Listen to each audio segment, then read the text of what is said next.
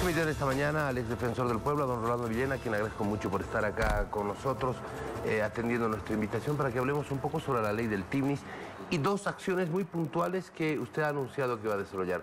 Una que es impulsar el recurso de inconstitucionalidad y la segunda, ver el tema del referéndum. Bienvenido a la revista. Bueno, gracias Jorge, un gusto estar en este programa. Bueno, antes de eso quisiera hacer una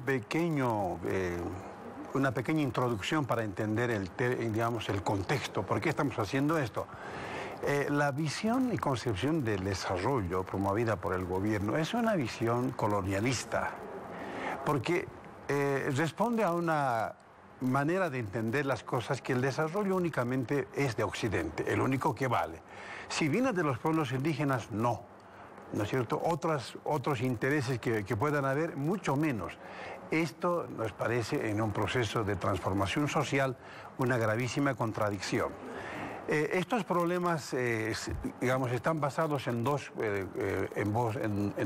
ámbitos que son muy importantes. Uno, que se basa en la depredación de los recursos naturales y el extractivismo.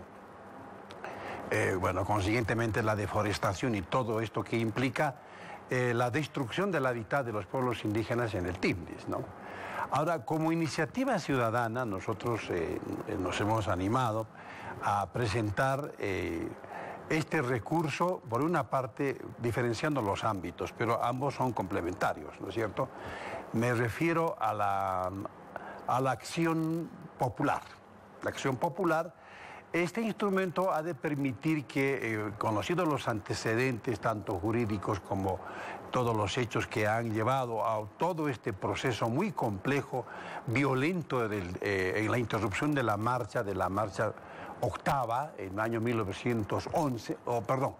año 2011, fue el punto de colapso, porque esto no estaba en la perspectiva de que los pueblos indígenas, al menos en su vocación pacifista, querían llevar adelante su cometido. Bueno, aquí hay muchos elementos que son verdaderamente inconstitucionales, ¿no es cierto? Todos aquellos referidos al artículo 30, los parágrafos del artículo 30, el 15, el 17, que están atentando a la libre determinación y a la soberanía de los pueblos. Entre los más importantes, entre otros que afectan, y desde el punto de vista de la legalidad, el ejercicio legal que faculta a los pueblos indígenas, se desconoce totalmente, porque ellos tienen títulos ejecutoriados como propietarios del TIVNIS.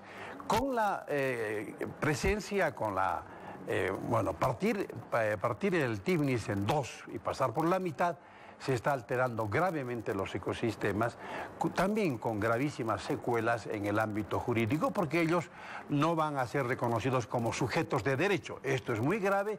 Y el otro tema, tampoco van a ser ni están siendo reconocidos como sujetos políticos. Ahora, el gobierno dice, esta ley, la 180, se deja a un lado la intangibilidad a pedido de los propios pueblos indígenas, de más de 50 comunidades, del total 50 comunidades que luego de la consulta les pidieron que se levantara la intangibilidad. Claro, pero hay que tomar en cuenta que hay una consulta que ellos han hecho el 2012.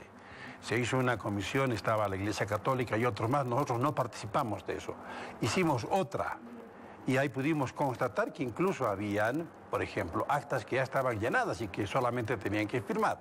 Resultado de todo eso es que hay 30 comunidades que rechazan, evidentemente, la construcción de la carretera.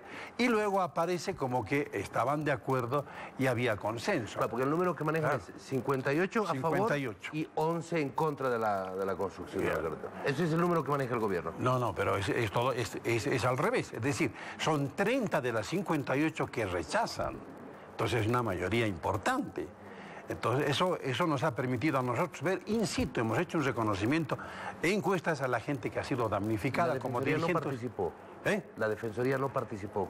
No, en este grupo que se organizó, no. Pero hicimos otro grupo, que tenemos un informe que presentamos además como informe defensorial sobre el estado de situación del TIVNIS en torno a las medidas que el gobierno en ese momento estaba promoviendo, y basados en eso, ellos consideran que es el momento de actuar para que la carretera pueda continuar en su construcción. Ahora, hubo evidentemente este pedido de las comunidades para que se levante la ley 180 que conoce usted. Bueno, no, yo creo que eso es un asunto que no podía ser una afirmación sobre el particular. Pero de todas maneras no ha habido un trabajo de actuar en la perspectiva, como dice la Constitución Política del Estado, de buena fe, ¿no? Esto es lo más importante. Cuando se actúa premeditadamente, se distorsionan las cosas, no se da la información, entonces aquí las cosas se complican gravemente. En consecuencia, este es un tema central que, dada la situación y avanzados los temas, estamos en un escenario altamente complicado en el ámbito político. En este momento los pueblos indígenas con quienes estamos coordinando, a la cabeza de su vocería, en cuanto a coordinación inmediata, están ellos, haciendo trabajos de resistencia para impedir de alguna manera que la carretera continúe con la construcción que el gobierno ya se ha propuesto hacerlo, ¿no? Ahora, ha pedido también la posibilidad usted ha manifestado la posibilidad de ir a un referéndum. Exactamente, eso vamos a hacer que sea a través de la consulta popular, pero esta consulta pública, Jorge, esto es importante diferenciar. La consulta que se hizo antes, el 2012, 2012, ¿no es cierto?, era a los pueblos indígenas. Por ser un parque nacional, por ser uno de los pulmones más importantes de la Amazonía, el segundo, y además también por ser fuente de agua dulce, el más importante del mundo que tenemos, evidentemente que este tema central hace que la situación se presente en franca amenaza a los derechos colectivos de estos pueblos. Y no pueden ellos ejercer en este momento ese ejercicio, porque en tantos sujetos de derechos tendría que respetarse, por ejemplo, desde el punto de vista jurídico, son propietarios. Aquí no cuentan nada de eso y más vale decisiones que ellos ya han tomado y esto sigue su curso, ¿no? Por eso es importante, y me voy a permitir leer solamente unos cuantos, un tema muy particular sobre la consulta o la acción popular, no consulta. ¿Sí? Acción popular procederá contra todo acto de omisión de autoridades o personas individuales o colectivas que violen o amenacen con violar derechos e intereses colectivos, como por ejemplo medio ambiente y otros de similar naturaleza reconocidos por la Constitución. La acción popular podrá interponerse durante el tiempo que subsista la vulneración o la amenaza a los derechos e intereses colectivos. Para interponer esta acción, cualquier persona a título individual o en representación de una colectividad y con carácter obligatorio podrá hacerlo. Fundamental. Se aplicará el procedimiento de la acción de amparo constitucional como instrumento, obviamente, para que esto se pueda impulsar en caso de que habría obstrucción para que no se pueda llegar a concretar una acción popular.